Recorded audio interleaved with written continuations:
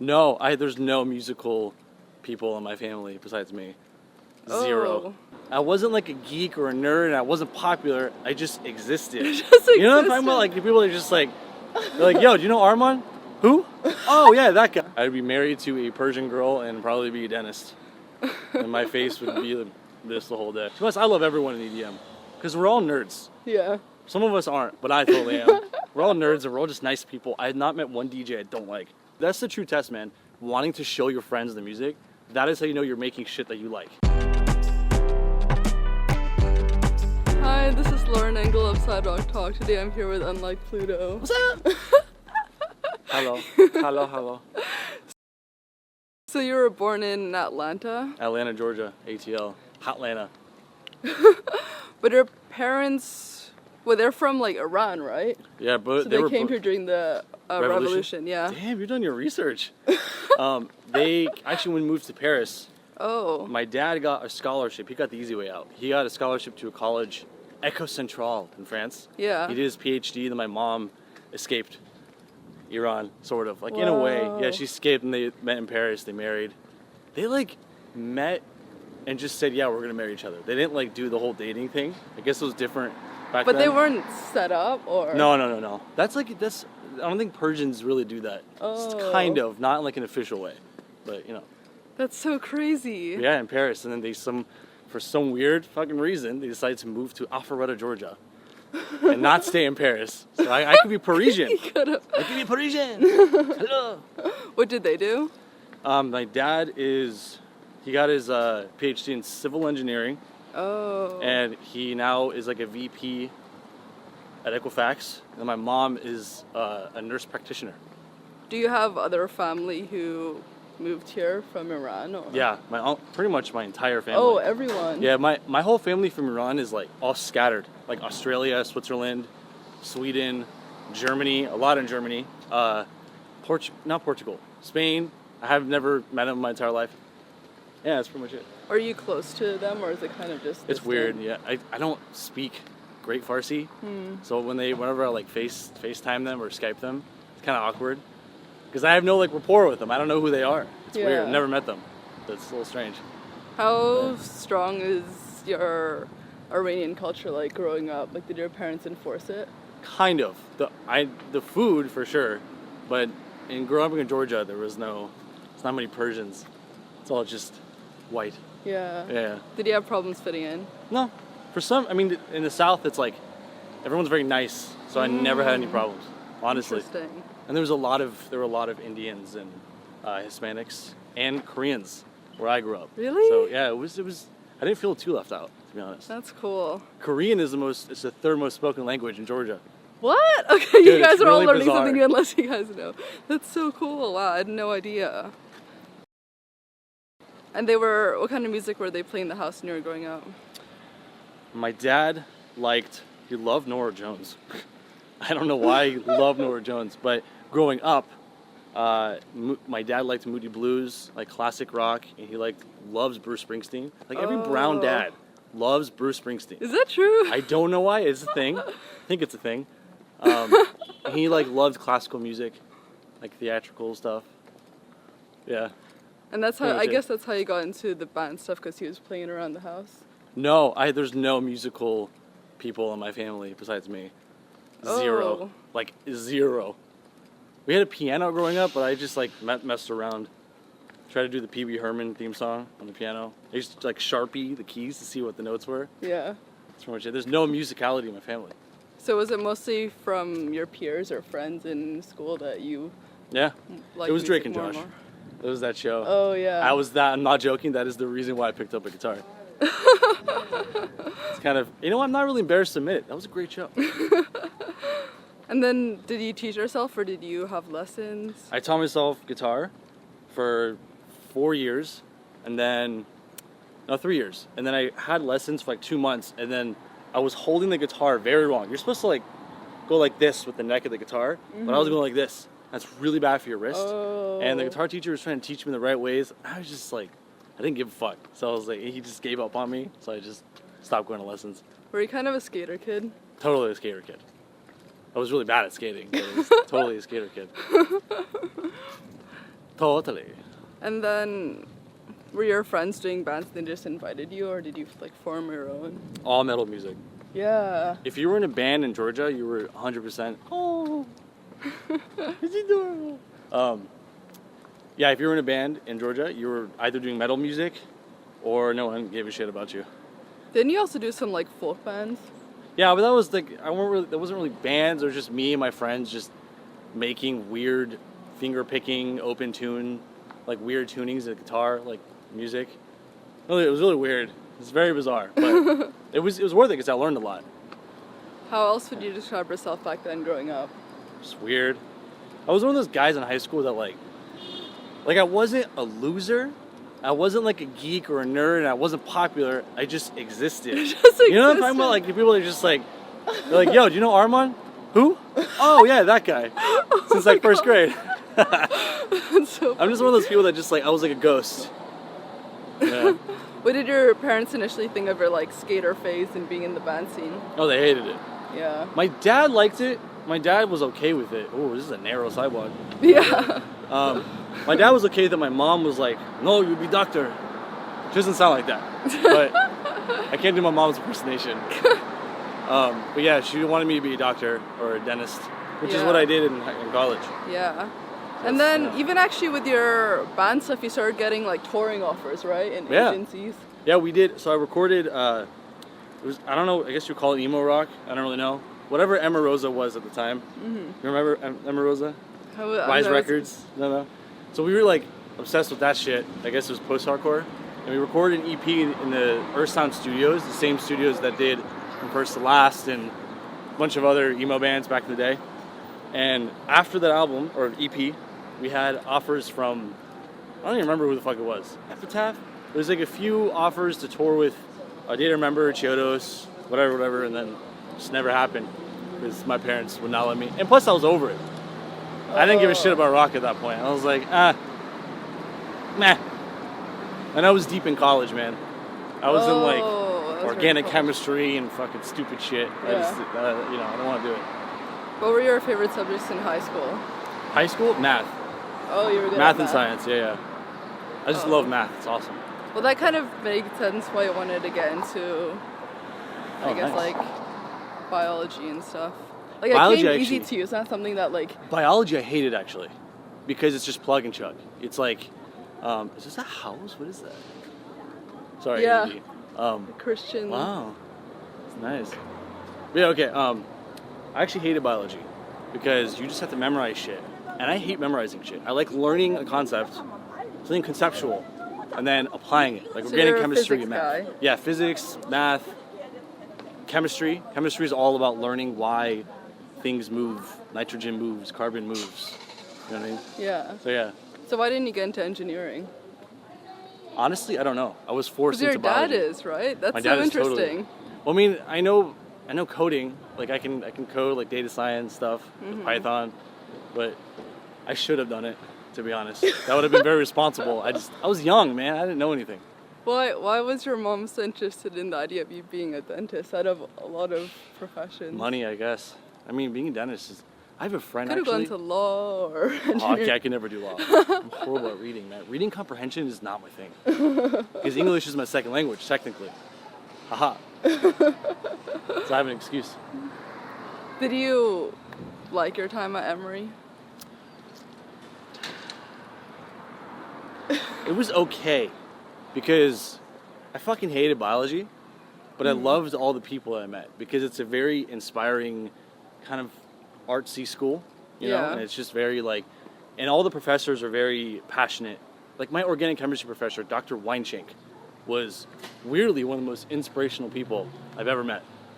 He's an organic chemistry professor, but he's like an amazing guy, and he makes you believe that you can accomplish something that you thought you couldn't do. Because I thought I would fail OChem, but with him, he was like, no, you can do it, and I was like, stop. And I got an A minus. That was really hard. If it wasn't for music, do you think you'd be a dentist? Yeah, probably. Yeah. I'd be married to a Persian girl and probably be a dentist. And my face would be this the whole day. It was so boring. Oh my god. That'd be very boring. That's actually so interesting because even your sister, she kind of had that academic background, but then... Oh, she was way smarter than me. Dude, she got a neuroscience degree at Emory. Neurobehavior and biology. And she got into med school, and I almost died right there. I know. I almost face planted. But she got into med school, like Miami Med School, and she just didn't go. She came here to do acting, and then she got her MBA from USC, and boom. Are your parents disappointed? You guys both didn't take their They were suggestions. with me. They expected this because I've always been like the skater kid, wore like ripped up shoes. They expect this. They're not surprised. For me, my sister, very surprised. She was always, straight A's, studious, most popular girl in school. And then she's like, you know what? Screw all this. I'm gonna do what I like doing. Oh. And What was that? Dog has asthma, like me. And what do they think now? They're okay. I mean, my mom is okay because now we can make money. Now we've proven that we're capable of doing this for a living. So yeah, it's not bad. Yeah. It's still not. If I was a doctor, she'd be very happy. But that's like every first generation kid here, man. We all go through that shit. And then, so what year was it that you started listening to more electronic music?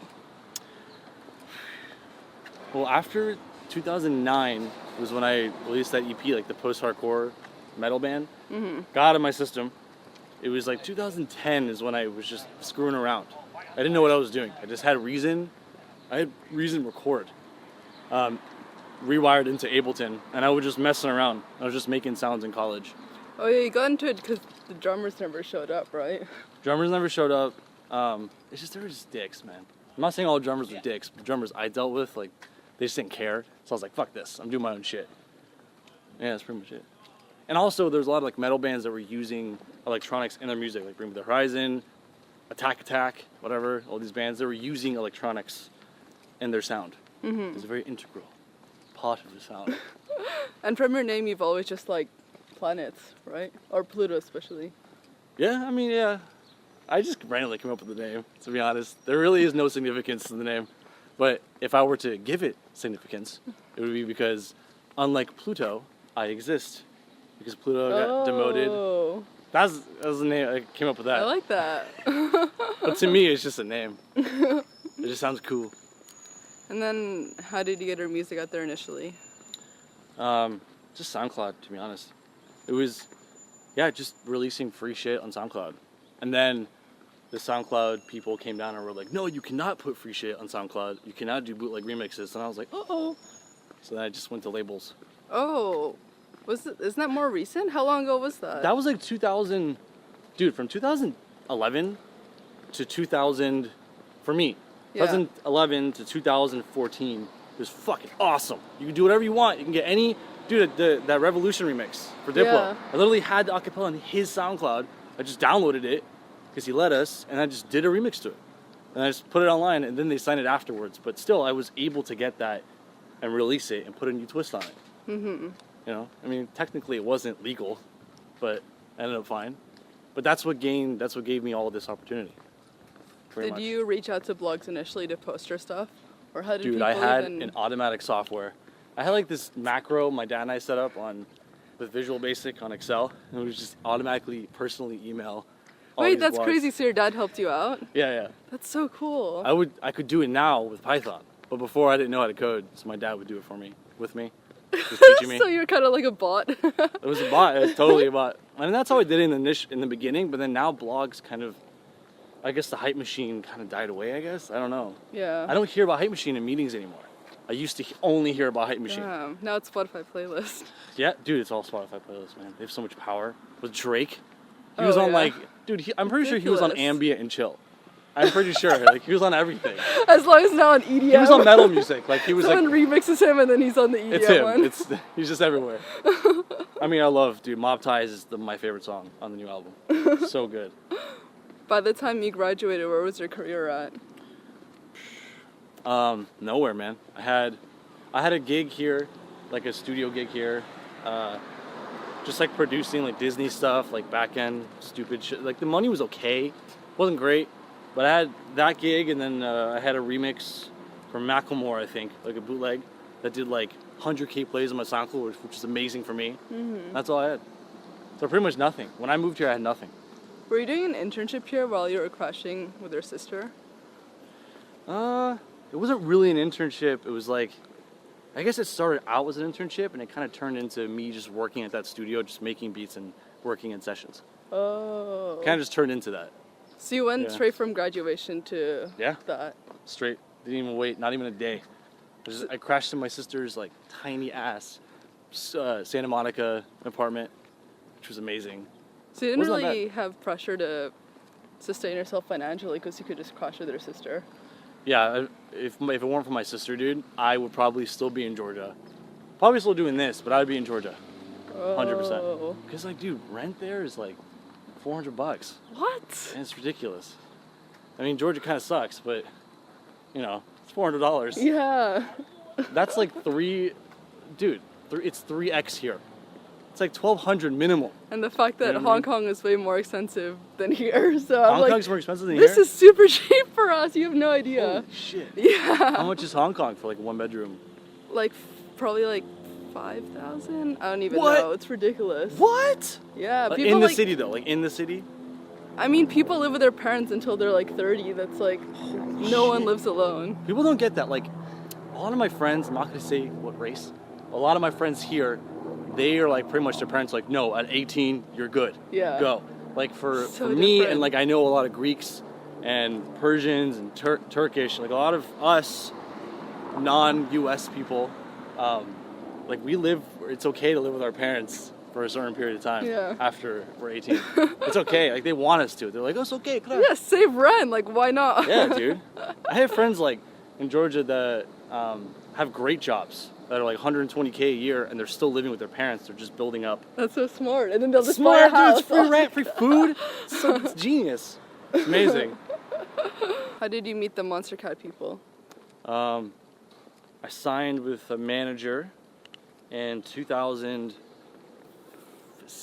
I think it was 2016, and he introed me to the Monster Cat guys. What's actually funny is I submitted music to Monster Cat and like Did you hear that? Is it this? Okay, well, I submitted music to Monster Cat in like 2012 when I was still in college. Like I would be studying for exams, I would just submit music, and then they were like, "Hey, man, it's good, but you know, you still have time, you still have stuff to work out." And I was like, "Shit, okay." And then, 4 years later, I'm signed to them. We signed "Waiting for You," "Everything Black," all those songs. And yeah. Yeah. They're great. They're a great family, man. They're so organized. Oh. The nicest people. Yeah. Oh, yeah. I interviewed Mike. That was cool. Dude, Mike is awesome. Mike's the best. He's highly intelligent, dude. He's so organized. Like, he knows what he's doing. He knows how to make money, dude. He knows how to set up a business. He's a genius. Great taste in music, too. And then I think one of your early breaks was the Seven Lions tour, right? Or Yeah. Was it? Yeah. It was I did Zed's Dead tour. Love those guys. To be honest, I love everyone in EDM. Because we're all nerds. Yeah. Some of us aren't, but I totally am. We're all nerds and we're all just nice people. I have not met one DJ I don't like. They're all nice. It's true. But I was the Zed's Dead guys for a week with Gasly. Then right after that bus tour, I came home for like a day, showered off all the sweat, and then I went on the bus for 2 months with Seven Lions and Pegboard Nerds. And it was awesome. Yeah. It was a crazy tour. So you'd realize that like you were more into like the rock and like band stuff when you were listening to this old band that you were... Okay, I have a good story about that. So I came back from, I think this was 2016. I came back from Montreal. I think it was a show at New City Gas. And I was like playing, I was doing the whole EDM thing, and it was great. It was cool. Like I loved it. Then I came home and I was driving to my friend's house on Laurel Canyon Boulevard over the hill. Mm-hmm. And I remember putting on Under Oath because I haven't listened to their albums since high school. So I put on the album. And at this point, I forget, I was like very EDM'd out. I was like just listening. I was on Hype Machine every day. The Spotify EDM playlist, fresh EDM. I was like, yeah, EDM. And then I heard Under Oath. And I'm like, I listened to it. And the only thought that goes through my head is freedom. These fucking dudes love what they're doing. They're just free. They're just making the music they love doing. And I was like, I am not doing that. 0%. So I just started singing my own stuff. And then boom. That's exactly what But was there one point that you were like super in love with EDM or? Yeah, I mean I still love EDM. I think I want to do more with it. I want to do I want to have my own take on it instead of just following trends, which I think these trends are cool. Like I still love dubstep. Like when I hear dubstep live, I'm like, fuck yeah, that's amazing. Still love it. I love trap music. I like all of it. But for me, I want to make something that is mine. You know, when someone hears it, like, yes, that is Pluto. I don't want to make the same trendy stuff. I could, but I don't want to. Boring. Boring. But with singing, was that something that you did before? Kind of. Like I never had the confidence to really do it. I was always a backup singer. But then I was just like, you know what, fuck it. I'm going to do it. And then I just started doing it. It sounded like shit initially. Dude, it would be like one good song and then it'd be like 30 really bad songs. So it was like a process.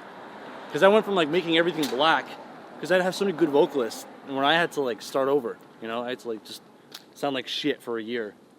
I still sound like shit. But yeah, it's like pretty much had to work at it, man. Was it difficult rebranding or like telling your team kind of the different direction? It was very hard. Because everyone was like, yo, everything black did so well. I'm like, yeah, it's just, you know, I want to do something else. I'll still make music with Mike Taylor. Don't get me wrong. Like I still with Joanna and Mike Taylor, I still love making the jazzy, soul-y stuff. But for me, it was hard to transition because there was already kind of some success with that stuff, and I was like, nah, fuck it, I'm gonna switch lanes. So yeah, it's kind of hard. It's kind of different to like what they play in the festival circuit, right? Are you kind of like off that now, or? I'm not gonna tour until I completely musically have done what I want to do. I don't think it's even worth it. Like I can maybe play a festival here and there, but it's not worth it to my team and I. I think we agreed that I think musically I have to be where I should be. Because now I'm still not. I'm still like learning the styles and all that stuff. What would your goal look like?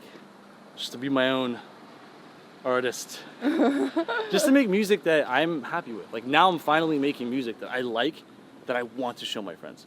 Because before I'd be like, oh, it's the track, you know, it's kind of shitty. I have to re-record the vocals. Now I'm just like, no, here's the track.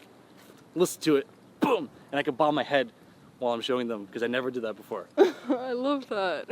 It's true. That's the true test, man. Wanting to show your friends the music, that is how you know you're making shit that you like. It's a true test. How do you say you've grown as a person since you were younger? Man, I've been the exact same since I was 18. Truthfully. Because when I got to college, I was like, I'm just going to work hard and get A's because I was a total fuck up in high school. And then, yeah, I had the same work ethic. I am the same person. I have not changed. Maybe, like, there's some wisdom here and there. But no, I'm still the same. I feel like I'm still 18, to be honest.